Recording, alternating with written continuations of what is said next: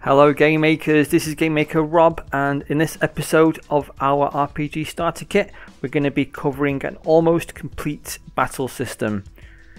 It's going to be including things like spawning different monsters, spawning battles repeatedly, attacks, magic, running away, leveling up, and quite a bit more. So let's get started. Okay, so before we begin the battle system code, I'm just going to show you the extra warps I added off camera at the end of the last video. So in the world I have a teleport leading from the tower to the dungeon and back again. One thing I did notice when I was placing my player object is if you start it on a tile that has a warp object, then the code we use to stop the player moving as soon as he warps from room to room, that code isn't going to work. So if you do want to make sure the player has to stop and start again when he warps rooms, then move the player away from any warp objects, so at least one tile away, and everything should work as normal. So as usual, at the start of a battle system we're going to need to add some items to the create event of our initialization object. So if we go into the create event and we look at the player stats first of all, so we've got the usual name, hit points, magic, attack and defense, experience points, level, and gold. And this is the array we're going to use for the player. If you haven't used enumerators before, what they're for really is for saving you time and making your code easier to read. Every word in the enumerator equals a number starting from 0, so name is going to equal 0, hit point max is going to equal 1. And why it's useful is, say for example you are 1,000 lines into some code somewhere and you're trying to remember which entry in an array is the same as the hit point variable. You can just type the enumerator like this, so eplstats.hpcurrent, and that will reference the correct entry in the array, and it will save you a lot of time. And I highly recommend you use enumerators if you're going to make this kind of game. This is coming from someone who did not use enumerators for a long time, and I really wish I did. So once you've typed this, we're going to go on to our spells. So we've got the basic spells you'd expect, like healing, 2 types of magical damage spells. We've got an exit spell. This is going to allow the player to exit the dungeon as long as the room is some kind of dungeon. He can exit to the world map and return to last in. When we actually have inns working, the player is going to be able to cast his spell from the world map, and he is going to return to the last inn in which he slept. These 2 spells, the exit dungeon and return to last inn, are not going to be implemented today. They're going to be implemented once inns and that kind of thing are working. So a really useful thing to add at the end of enumerators is last. It's useful for if you want to cycle through all of the enumerators and you're not quite sure which entry is the last one. If you put last at the end of every list, then you can just use less than last and the for loop will go through every entry in the enumerator. Spell stats, name, spell to cast, we don't need this one. I just realized 5 minutes ago that it's completely useless. We don't need it. Min and max value, so this is the range of the spell. So healing is going to be between 8 and 16 hit points plus the level of the player. Some of these spells, the numbers are a bit overpowered, but I will leave you to play with them yourselves. Mana cost, whether it's known by the player. So at the start of the game, the player is not going to know any spells at all, and in the leveling system we're going to use, every time he gains a level, it's going to check the spell array And if you look at this entry here, it says level to learn. So when the player reaches level 3, he will learn heal, and that will appear in every battle from then on. Level 4 will get you magic dart and exit. Level 5 gets you return, and level 6 is magic ball. So once you've got all this down, let's go on to, let's just minimize this. Monster stats. So I've got 3 kinds of monsters. I've got green slimes, blue slimes, and a demon king. The monsters have similar variables to the player. They don't have mana points. And this is the array for the monsters. I did the sprites a bit differently. Normally I would have 1 sprite for the monsters, and every image of the monsters will be in the same sprite. So we'd have a green slime, blue slime, demon king. But if any of you have sprites that animate, then you're going to want them to be in their own separate sprite. So this is how you would do it. But this is how I would do it anyway. And then the starting sprite would be this one, and you could animate it however you want, and then change the sprite to like sprite slime green is hit if you have a sprite for that. In the battle system, I'm going to show you how to do a bit of code-based animation. It just makes things look a bit cooler. So once you have all this down, we're going to go into the battle region, and these are the battle options. We've got attack, magic, item, run, and last. I need last for this one because I'm going to use a for loop to cycle through these. And I need a text. I need a string version of the options too, which is what this is for. And I need a variable, a global variable, which is going to tell us which monster we're going to fight. So once you have all of that down, there's a few things in the step event we're going to need. We need the pressed event for up, down, left, and right. Just pause it and copy that down. We need a pressed OK event here. I call them events, but they're not really events. It's just a block of code. And we need a cancel event. This is in case, say for example, a player presses magic by mistake and he wants to do an attack. We need a button he can press to go back into the main menu for the options.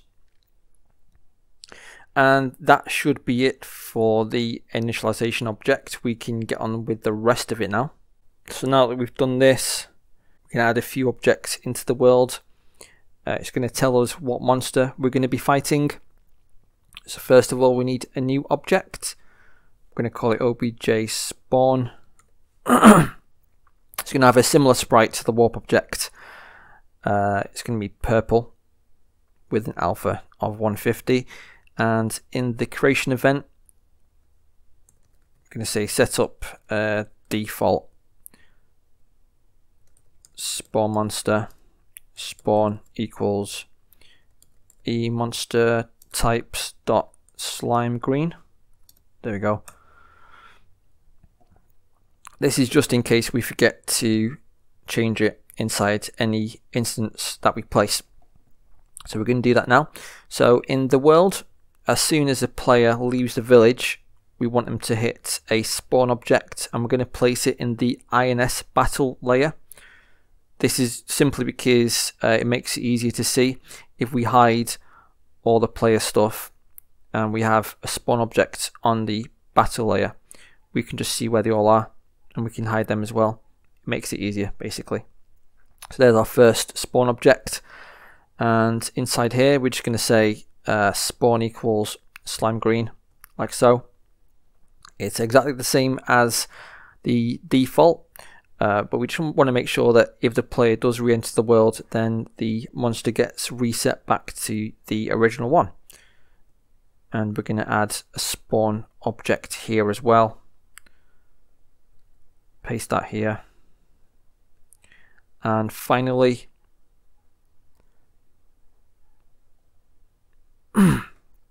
in dungeon, we're going to add spawn object here. But this time, I'm going to change it to slime blue. We do have 3 monsters, but for the Demon King, he's going to be spawned in a different way. We're going to have an NPC that you talk to, and then after the conversation, it's going to spawn the Demon King as a battle. So we're going to launch a battle in a slightly different way. The last thing we need to do before creating the battle object is we need to add a collision event to the player, or some collision code, and it's just going to be for checking for a collision with any of our new spawn objects. So if collision point XY obj spawn, we're going to get the ID of the spawn object we're colliding with and get the spawn variable from there and change global.spawn to that variable, and that is it. Okay, so now we are finally ready to make the battle spawner object. So right click, make an object, call it obj battle spawner. There we go. I'm going to put it in the battle group like this. There we go. And in the create event, we want this code. It's just going to set up some basic variables. We've got a state which is going to control what happens in the step event. Whenever there's no battle, it's going to get set to no battle. Spawn timer. Well, these 4 variables here are going to control how long it takes before a battle spawns. We need to set it up once on the creation of the object, and we need to also set it up every time a battle ends, just so we know how long it's going to take for the next battle. And we've got a min spawn time and a max spawn time because we want the time between battles to be random. Like, we don't want it to be every 30 seconds or every 60 seconds. So that's why it's been set up like this. Magic list, yes, magic list. This is just going to hold how many spells the player knows. The reason we're using a list and not an array is we're not always going to know how many spells the player has to cast. So it's better to use a list. And now we are going to create the step event. This is where most of the work for this object is going to go, and we're going to have this first region. So all it does is increase the spawn timer when the player moves. We want to check the player is able to move at the moment, because if the player can't move, then something else is going to be happening. And we also want to check that there's no battle going on at the moment. As long as these 2 conditions are true, we're going to check to see what we're going to check to see if the player is holding up, down, left or right. If he is, increase the spawn timer. If the spawn timer reaches the time till the next battle, we're going to change the state to init, which is going to set up all the other variables we need for the battle. And we're also going to say accept player input equals false. This is going to have a similar effect as the one that we used for warping, because if the player is holding down when a battle starts, the arrow cursor is going to move down as well for the battle options, which it's not a very user-friendly effect, because attack is going to be the option that's used most of all, I would imagine, and if the player is holding down, it goes down by 1. It's going to get moved to magic, so it'll just be really annoying if we don't fix it, which is what this is going to be used for. And the last thing we want to do before we can run the game is we're going to make a draw GUI event, and we're just going to make this a testing region.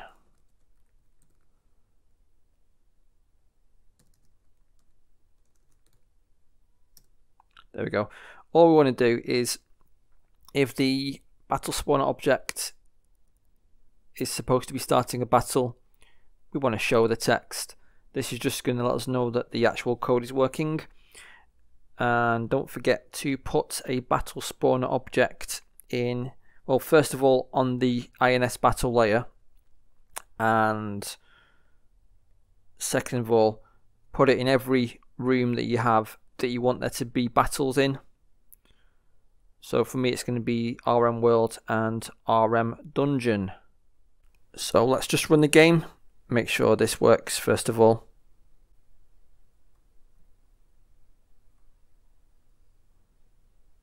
So there we go, we've got some text to say the battle's starting. And just for testing purposes, if we go into the create event of the spawner object, we're going to comment out this for now. We know it works, but we don't want to wait, you know, a few seconds, 5 seconds, 10 seconds just for a battle. We're just going to say time to battle equals, say 5. So every 5 steps it'll spawn a battle if there isn't one ongoing. This will help us test it a lot faster. So now we are going to go back into the step event. Let's just minimize this region. There's going to be quite a bit to add, so apologies for that. Let me just minimize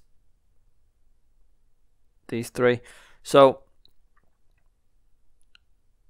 actually, before you copy this down, let us make 2 objects. We're going to need a hero object, obj hero, and we're not going to give him a sprite because we're not actually going to draw the hero. He's just going to store some variables. The reason we're doing this is so that when we're using scripts, they're going to work for both the monster and the hero. We don't have to have one set of rules for the monster and another set of rules for the hero. And the second object we want is obj monster, and I'm just going to give it the slime sprite like that. So go back into battle spawner step event. So if you recall, so once the spawn time has got to a certain stage, we're going to set the battle state to init. So the next thing we want to check is if the battle state is init, then we want to stop the player from moving. We want to make sure the player actually gets to where they were moving to, because this battle could spawn when the player's halfway between tiles. That's not really the effect we want. So we're going to teleport the player where he needs to go, and then we're going to create an object. Let's wait for this error message to go away.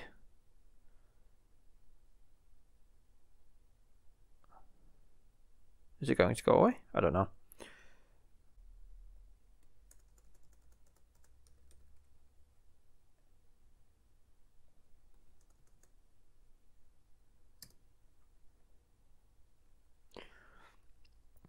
Okay, so we are going to spawn the monster object on top of the player. This has 2 effects. First of all, it's actually going to hide the player from view, and it's also going to put the monster objects in the middle of the screen, which is what we want. And then we're going to add some variables to the monster object. So just to explain this bit of code, monster is going to create an instance of obj monster, and it's going to store the instance ID inside the variable. And then we can do with the monster, so with the object we just created, we're going to assign all these variables. So the first and most important thing is to check what type of monster it is, which is going to be grabbed from global.spawn, and everything else, or the rest of the information, is going to be grabbed from the array that you made in obj init. And we're using type, which is the monster we're spawning, to get the correct information like so. And then we want to create the hero. It's very similar, except we don't need an XP value or a gold value or a sprite index, but the rest of the variables are very similar. Like I said, it's important because we're going to be using the same scripts for both of them. And last of all, well, not last of all, sorry, this is probably the biggest chunk of the initialization stage. We're going to set the player turn to true. If you set it to false, the monster is going to attack first. So you could do something like this, choose true, false, and there's a 50-50 chance of whether the player gets to go first or not. We'll play around with that later on. Select option, so we want the arrow, like we're gonna display all of the battle options when the battle starts, and we want the selected option to start at attack because that's going to be the most used option we would expect, and max options. So in the battle system, there's going to be 3 different menus. There's going to be a menu for the battle options, a menu for the magic spell to cast, and a menu for an item to use. The size of these lists is going to be different. It could be different. At this stage, we don't know how big they're going to be, so we're going to have an option called max options, and we're going to change this variable based on which menu we're inside. And this means that when we're pressing up and down, we're not going to have any errors. You'll see what I mean as we go along. We also have option state, so this is going to track to see where we are in the, well, where the player is in his options. So if he's on main, then it's going to display the actions. If it's attack, then he's making an attack. If it's done, then we're just waiting for animations, anything else to finish, and then it's going to go to the monster's turn, and it's going to be the same for the monster, except really it's just going to go from main to done for the monster probably. Victory state, so we need to track to see whether the player has won, the monster has won and the player's dead, or the player ran away. Those are the 3 different win states we're going to have. And state equals ready, so after all this code is run, the state's going to be ready. This code is still going to run, and then we're going to have the ready code underneath here, which is going to be the actual battle code. Text to display, this is going to display our battle messages. I tried to make the battle system as simple as I could.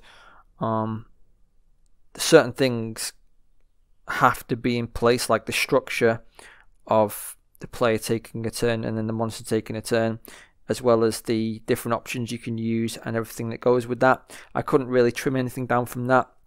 What I did do is made the text part of it as simple as I could. So there's no lists, it's just going to be 2 variables, and we're going to have a bit of a typewriter effect just to make it look a bit nicer to look at. And when there's a battle, we want to have a message to say you have encountered, and then whatever the name of the monster is, we're going to grab it from the array and display it as part of the string. And visible string, this is what the player can see at the moment. So as soon as the battle starts, there'll be no message, and then over the course of a few seconds, visible string will grow until it has all of these letters inside it, and that's what's going to be displayed on screen until the next message has been set. Monster timer and time till monster acts. So as soon as the player finishes their turn and we've seen all the animations and the messages, we press OK. We want there to be a little bit of a delay before the monster attacks. You can change this if you don't want it, if you want it to be instantaneous, just change it to 0, but I prefer to have a bit of a delay. I think it adds a bit more to the battles. And we're going to reset the variables that we created in the create event. For spawn timer, we have to set that back to 0, otherwise we're going to have never ending battles. And time till battle, again, normally we'd have this code there to have like a random amount of time between battles, but for testing purposes, we're going to set it to a small number just so we can have repeat battles, just to make sure it works in that way. So we also need to check the spells that the player knows and make them magic variables, which is what this does here. So first we want to clear the magic list just in case it's changed from the last time. but we want to actually check the list exists first, so it doesn't give us an error message. If there is no list, then this message will display to let us know that we've made a mistake somewhere. So if there's a list, clear it, and then we're going to check the spell array that we made earlier, just to check if there's any spells that are known by the player. And if they are known by the player, we're going to add that. We're going to add a number to the list basically, and that number in the list is going to tell us what spell the player knows. So just to quickly show you an example, spells. So level 3 heal is going to get added, and the number for heal is 0. So the first entry of the list is going to be 0, and then when the player gets to level 4, he's going to get Magic Dart, which is 1, and he's going to get Exit, which is 3. So the DS list is going to show 0, 1, and then 3. Those are going to be the entries in the list, and that's how we're going to know what spells to use. Before we get on with the next bit, there's a little bit more code I want to add in the step event to what we've already done for the battle spawner. We're going to stick it inside this region, initialize battle. Scroll down until we get to this region here, set up variables, and underneath reset spawn variables, we're going to paste this code. It's just basically the screen shake variables. When the player gets hit by a monster, we're going to do a little screen shake, and these are the variables that are going to make it happen. So do shake is either going to be true or false. If it's true, then we're going to have a bit of a screen shake. Shake X and shake Y are going to be the offset to where the text and stuff are going to be moving to. That's what actually makes the shake effect happen. Shake timer, this is just going to track how long the shake is going on for, and after 10 steps the shake is going to be reset. Well, do shake is going to be reset to false, and it's going to stop the shake effect. After we've done that, we're going to add a little bit more code into the step event. I'm trying to spoon feed you as much as I can, rather than just give you big blocks at a time, just so you can test it as we go. So we're only going to use this bit right now. So ignore this bit and just copy down the region, this bit here. So if state equals ready, then we want typewriter text. So we're going to get the length of the visible string, and if it doesn't equal the length of the text we want to display, then we're going to get the next character that we need from the text to display and add it to the visible string. This is going to give us a bit of a typewriter effect. If you remember, the text to display the string is going to be this. So it's going to, you have encountered a green slime or something, and then visible text is going to increase until it equals that. So that's all we need in the step event. And in the draw GUI event, it's going to be a similar kind of thing. We're going to add this new region. We can get rid of this now. We don't need the battle is starting region. So we're going to draw a background. The sprite I have for that is this here. It's 640 by 480, the size of the view. And I have a battle font called FNT Battle.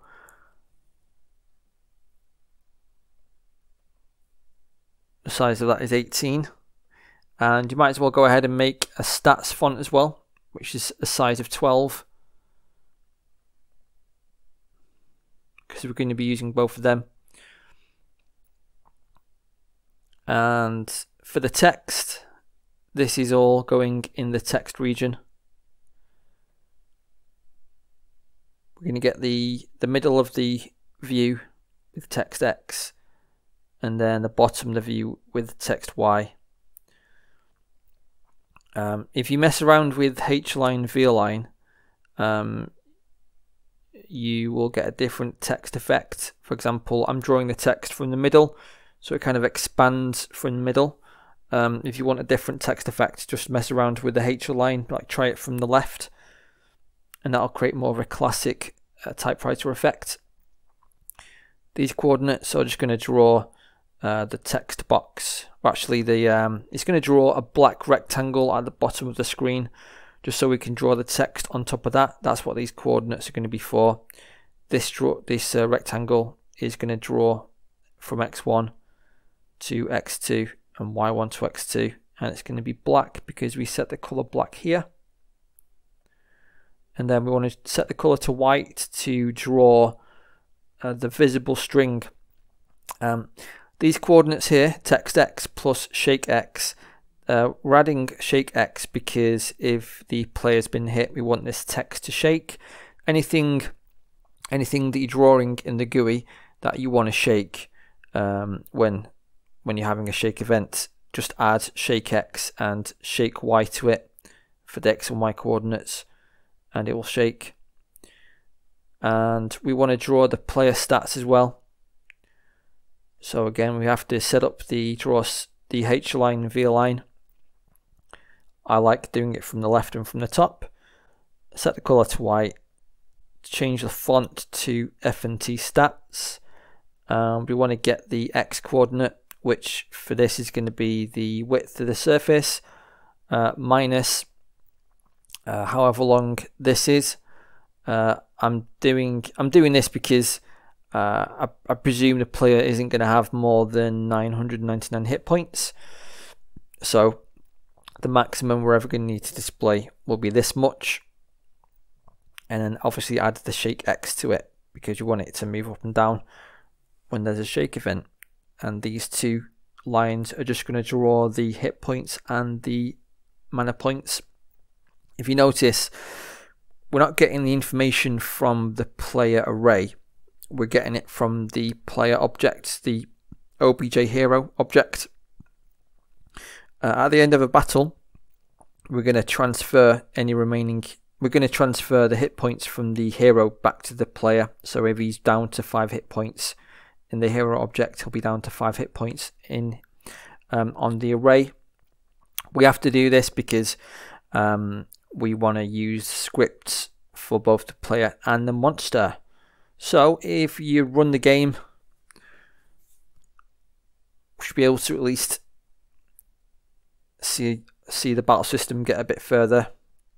So you should have something like this. The text expands from the middle and you can see the hit points and the magic points on the top right.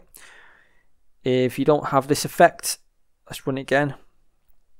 If you don't have that effect, then just rewind, see where you might have gone wrong. Let's just minimize these regions now. We're going to come back to here in a minute just to do the menu options, but let's get rid of this as well. But next of all, in the step event, we're gonna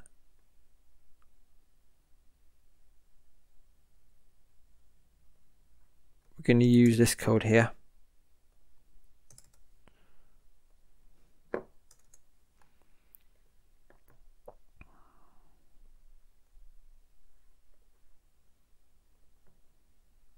So basically, just check that all this is down. So if it's the player's turn and we're not shaking, we want to take the player's input for pressing up or down, cancel left or right. So if you remember, we set accept player input to false when we first started the battle. As soon as the player releases a key, it's going to set accept player input to true. That's what this is for. Similar to our warp code. And if we're accepting player input and we press down, then whatever menu we're on, we want to go down by 1. If we press up, whatever menu we want to go up by one. This code here and here, it just makes sure that the selected option loops. So if you're on option 0 and you press up, we want to go to the last option, and if you're on the last option and you press down, we want to go back to the first option. That's all this does. If we press cancel, so say for example we press magic or item, and we want to go back because we want to make an attack instead, we're going to use press cancel for this, and all it's going to do is reset selected option to options attack. This is important because you don't want to go from a larger list to a smaller list, and selected option is going to be larger than the smaller list. So that's why we always want to reset it to 0, which is the first option. Max options, we want to reset that as well. And option state, reset it to main. So it's either going to be on main, magic or item. If you press back on magic or item, we're going to go back to main. So your step event should look like this now. Go to draw GUI, we're going to add in this stuff. So just some variables to set up. If it's the player's turn, we want to draw the main menu. We're going to add the magic afterwards. I'm just going to want to show you the actual main actions for now, just so you can make sure that's working for you. And we're just using one for loop. It's going to loop through all the possible options you can do. So once we get to this stage here, we're checking if option state is main. So this is just the main 4 options: attack, magic, item and run. We're going to draw we're going to draw the text version of the options. So if options equals selected option, we're just checking to see where to draw the arrow really. So the player is going to be pressing up and down. Selected option is going to be changing from 0, 1, 2 or 3. Wherever selected option is up to, we want to draw the arrow inside this for loop. And every step, options is going to be going from 0 to 3. And we want to know where to draw the arrow. So that's what this is for. So let's run the game. We should now be able to see some options when we get a battle. And if you press up and down, you should be able to loop through them.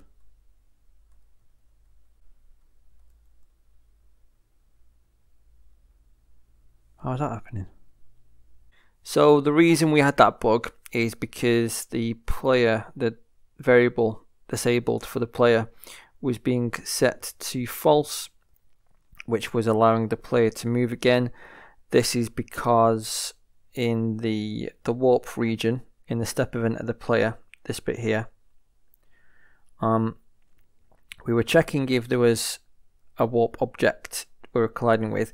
If there wasn't, then we were just setting disable to false and global.playerCanWarp to true, and these 2 lines were being run whenever there was no collision with a warp object. This code couldn't really be added until now anyway, because there was no battle object to check against. So now that we do have a battle object, we just need this line of code here, checking if there, first of all, if there isn't a battle object, second of all, if there is an object and there's no battle going on. So as long as one of these 2 conditions is true and the player is unable to warp, then allow the player to move and allow the player to warp. And allowing the player to warp is going to set this condition to false. So this code's only going to run the one time after a warp, which is exactly what we're after.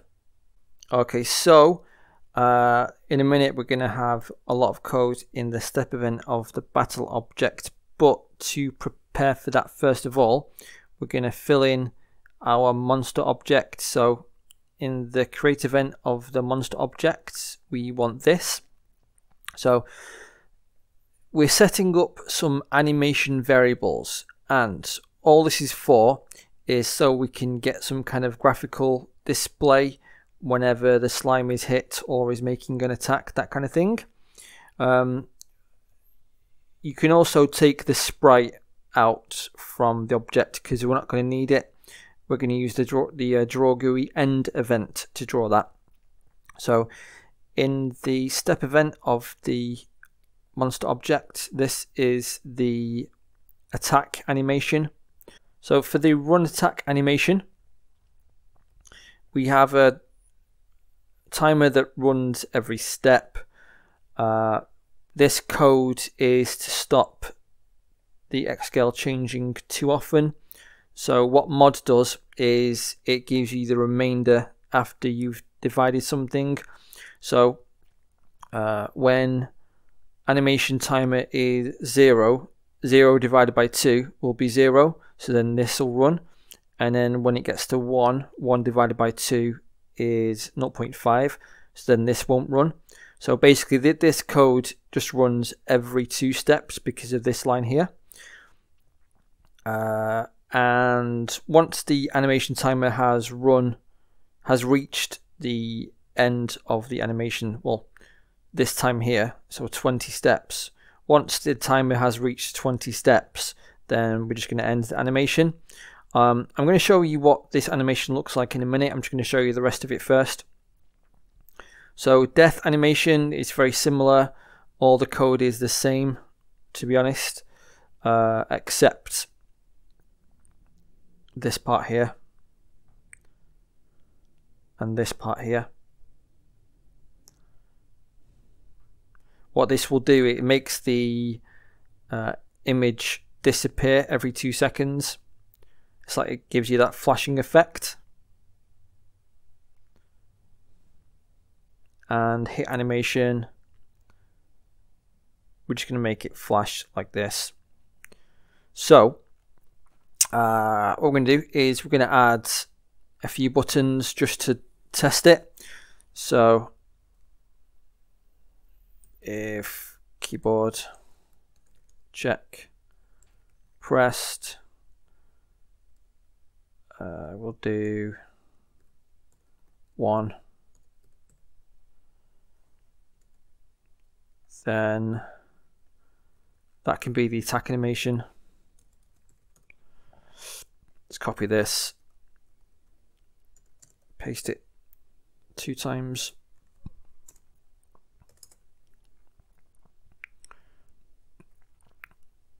We'll have number 3 as death animation and number 2 as hit. Okay, so let's run the game. Well, actually, before we do that, we need to do the draw GUI end event here. Make sure that you do have it in the draw GUI end event. So you go to event and then draw GUI end, this one. If you don't do it in this event, then battle spawner, the draw GUI event in battle spawner is going to draw over it. So that's why you need this code in here. And we're just going to draw the monster sprite and any kind of changes. So this function is really useful. We can pass it the X scale, the Y scale, rotation, the color, and alpha. And because of this function, we can get all these animations to run without any artistic talent at all. So let's just run the game. Press 1, making the slime do that.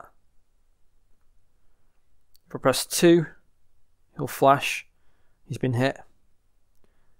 And 3, he'll flash and then die. So that's what these 3 animations do. If you notice, the when you run the death animation, the monster is still there, the object still exists. We're just setting the scale to 0, so you can't see it anymore. So it's a good way to hide the object without destroying it, because we're still going to need it for getting the gold and the XP value, that kind of stuff. We don't want to destroy it too early. So now that we've tested the animations work, we can just get rid of this stuff here. Don't need it anymore. And we're going to fill in the hero object next. So in the create event, we just want to have two variables, dead and timer. We're not going to animate the hero because we're not even displaying him, so we don't need any of that stuff. And in the step event, if the player is dead, he's got no hit points left, we're going to run a timer, and then that's going to end the battle after 30 steps.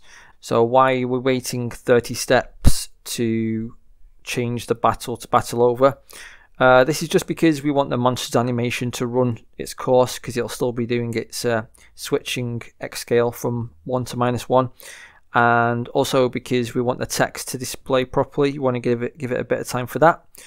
It's not the most elegant way of doing this, but 30 steps, I know 30 steps is enough to get that done. So just a cheap trick, just to let all the animation and text display first before we end the battle. We've been trying to work out the best way to kind of spoon feed the code in little bits, but I think now is the time. We just need to get the rest of it done, just so the battle system is going to be as complete as it can be for now. The first thing we're going to tackle is the scripts. So the first one is going to be called Scr Attack. This is going to be used whenever the player or monster is making like a physical attack. It's going to be used most of all. This bit at the top, it just gives your own functions just the same functionality as the built-in ones. Say for example you type draw text ext. You can see at the bottom here, it tells you what variables to expect. Having your script set up like this will have the exact same effect. You're just basically letting GameMaker know the name of the script, a brief description, how many arguments to expect, and what type of variable they are, like a real or a string.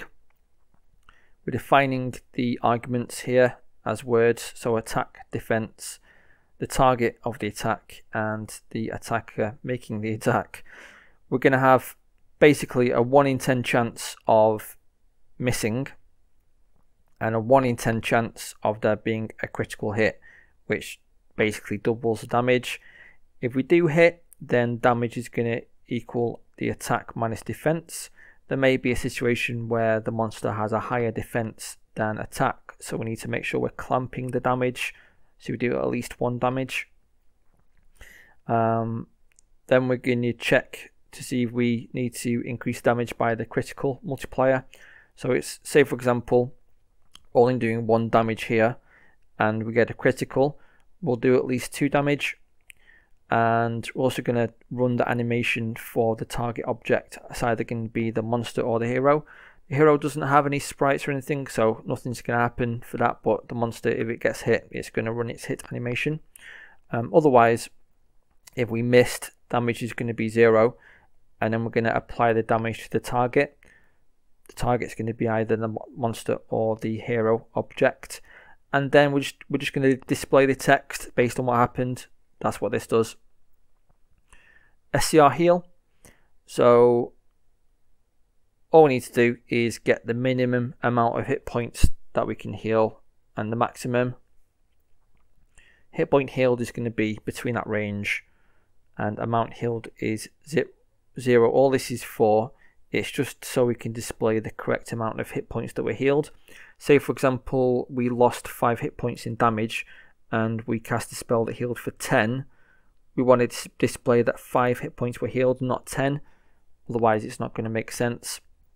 So if the hero's hit points plus this value is less than or equal to the maximum points the hero has, then amount healed can equal the hit point healed.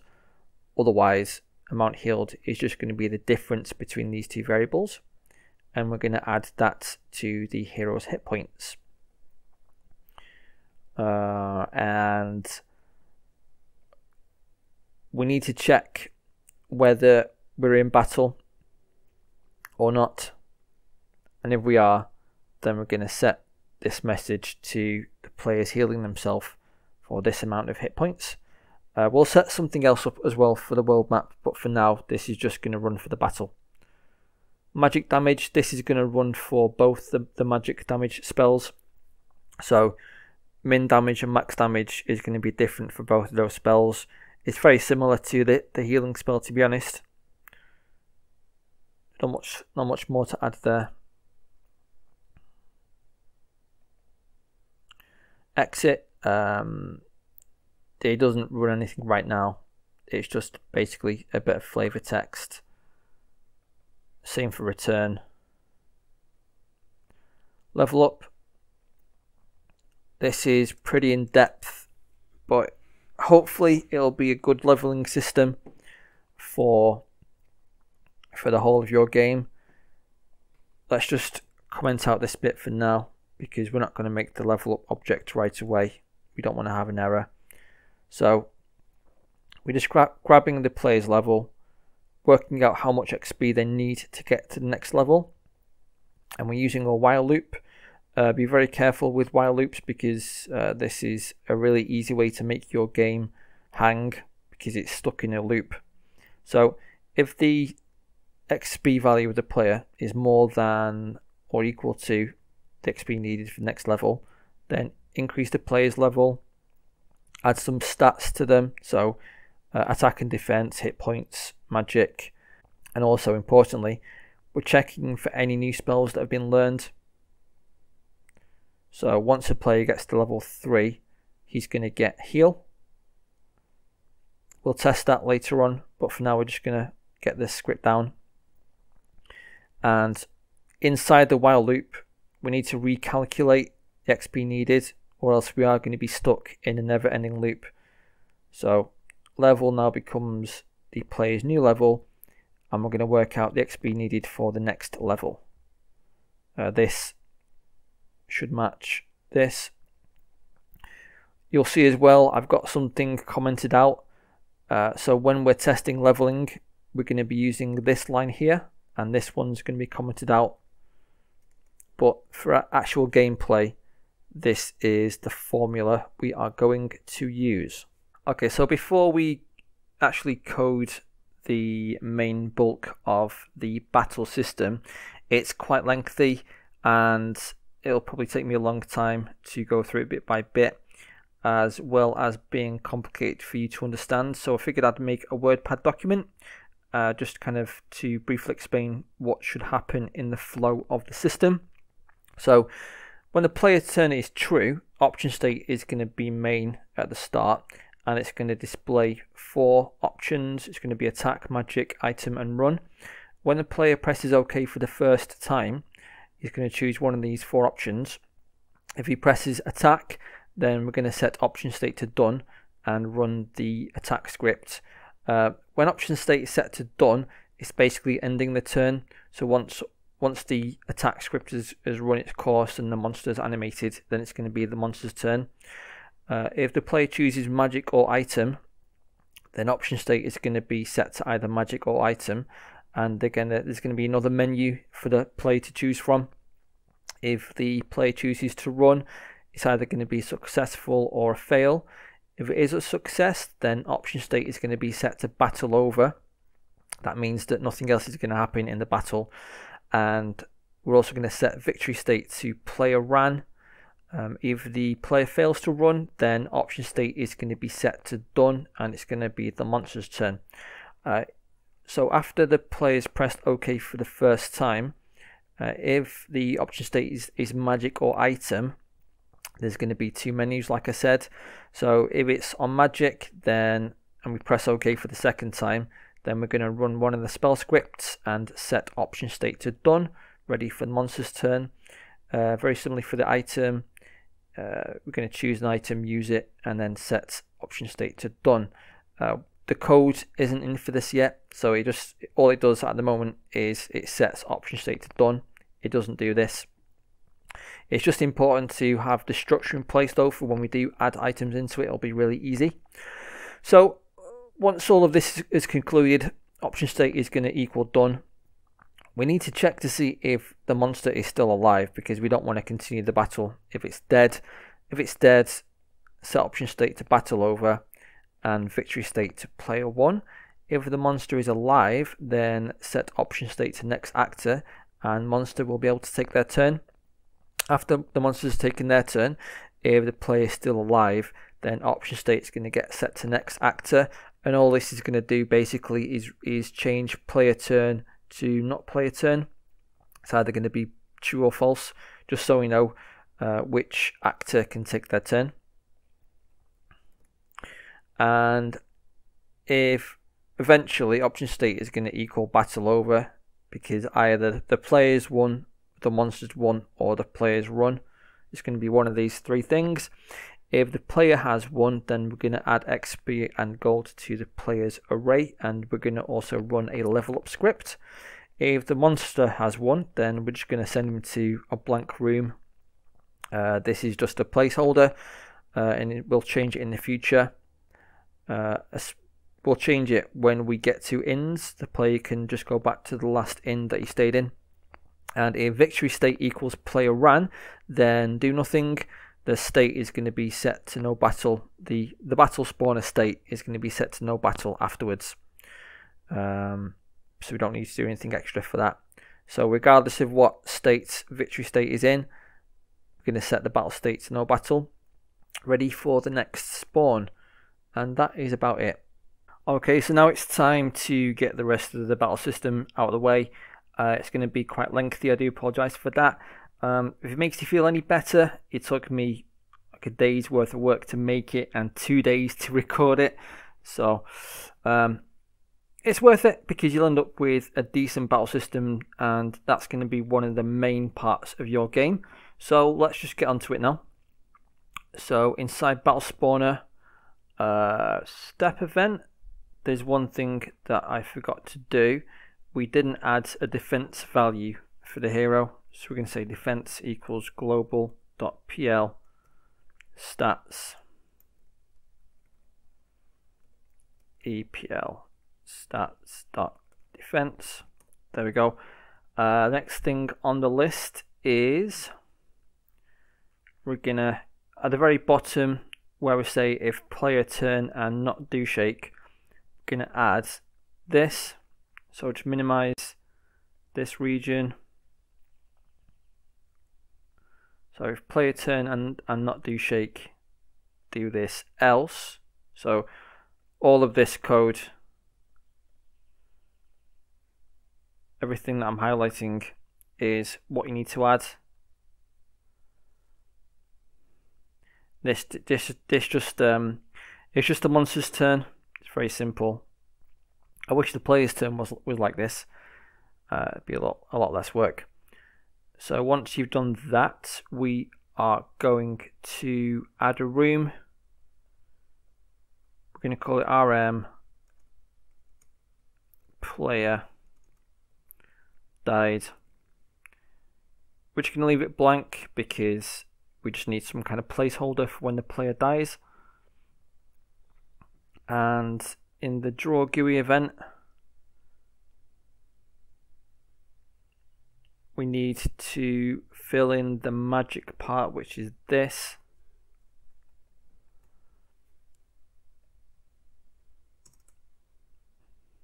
So in the magic region, you want this code here.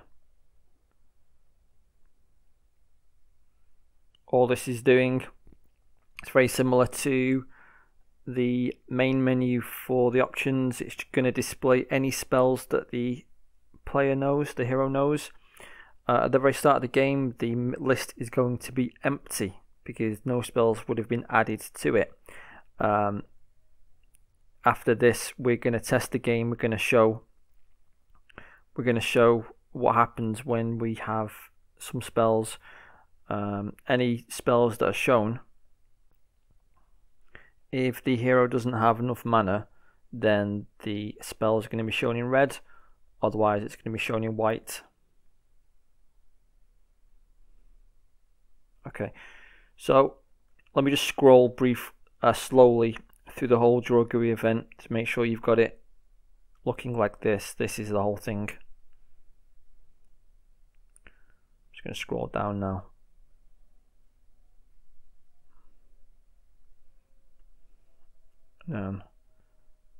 open the text,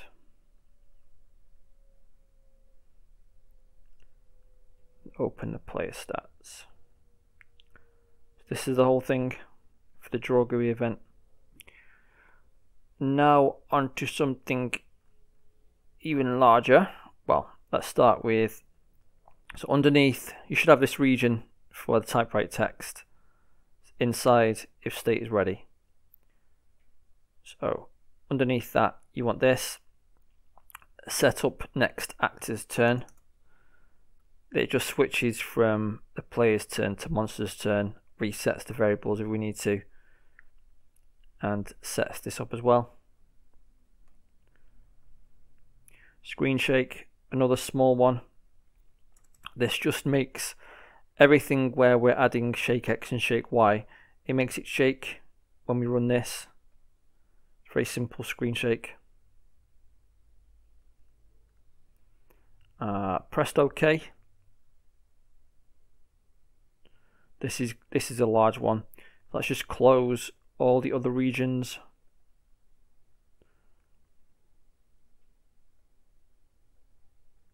So underneath screen shake and above player's turn, this bit, we want all of this. If global.pressed OK is true, if it's the main option, you can have this. I try to use switch statements more, trying to break up the if-else spaghetti, and this is the best thing that I could come up with.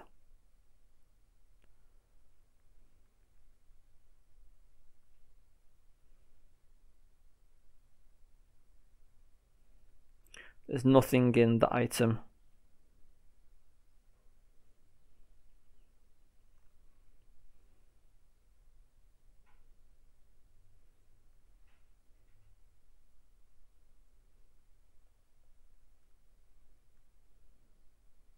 We might as well set this to done as well.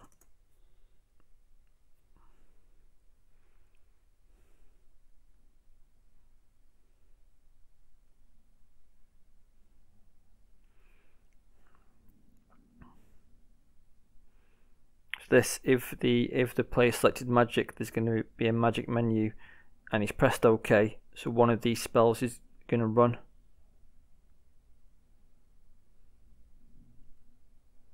And this bit just removes the mana from the hero's mana pool. And once one of these 4 options has been chosen and everything's run its course, we've got if option state equals done. Check if the player is alive or dead. If he's alive, this is going to happen. If monster's dead, then this is going to happen.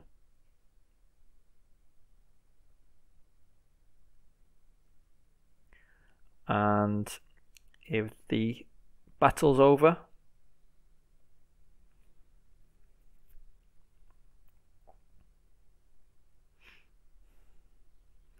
if the player won, add XP and gold, run the level up script. If the monster won, then go to room player died. If the player ran, we don't need to do anything. I've just put it there. I didn't need to put anything there, but I just put it there so you can see, you know, we've accounted for this particular victory state, but we don't need to do any extra code. And then once the battle's over, we need to update the global array for the player with the hero stats. These two here. If we don't do that, then the player is never going to lose any hit points or magic from battle to battle. And we mustn't forget to destroy our actor objects and let the player move again and reset the state to no battle, ready for the next one. So what I'm going to do is I'm going to open all of the regions, the whole thing, and I'm going to scroll through it slowly just so you can check if you've missed anything. It is quite large. I couldn't find a way to decrease it any more than this.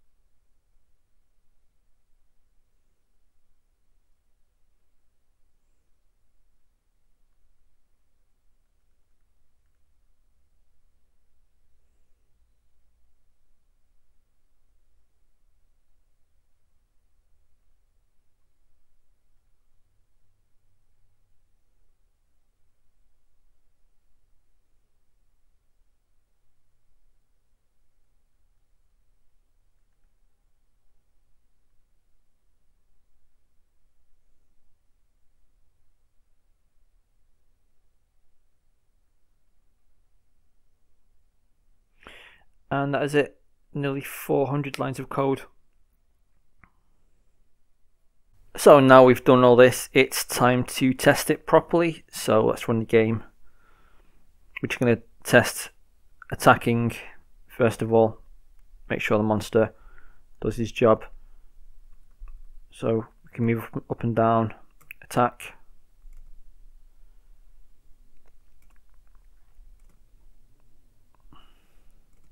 Just make sure we're getting more battles.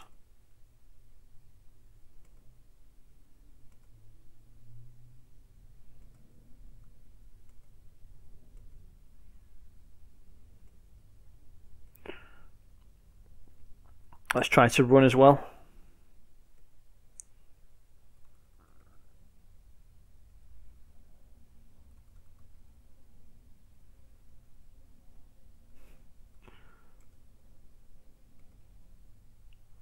And we'll also die.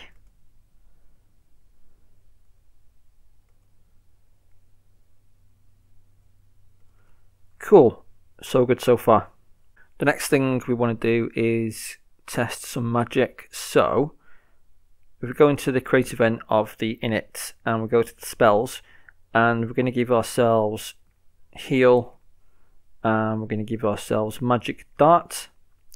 So these two spells should now appear in our list, and let's make sure the player's got some magic as well. Yeah, there we go. So this is why I didn't explain before, I don't think, but we want to start with 10 mana rather than 0, just so we can test the spells. So let's run the game now, make sure the spells work. Magic, and we've got the two spells that we've learned, so let's cast magic dart, and the overpowered spell kills him in one hit, and it also took two of our mana. Let's try that again. Magic dart. Let's take some damage first. Let's take some more damage,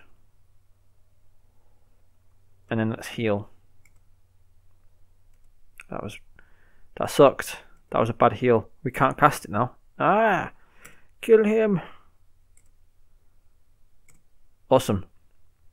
And the last thing we want to test is going to be leveling up. So we go into the level up script and we comment out this bit and we add in this bit, and we do the same down here, comment out this bit, add in this bit, and run the game. Oh, let's not run the game yet. Let's actually go back into the init object, set heal and magic dart to false, and also let's have 0 mana to start with. Just run the game.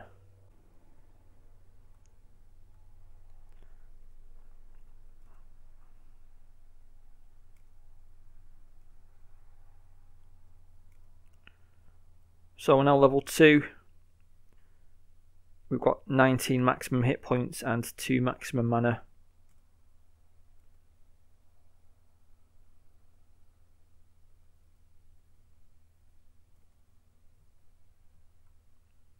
Still level 2.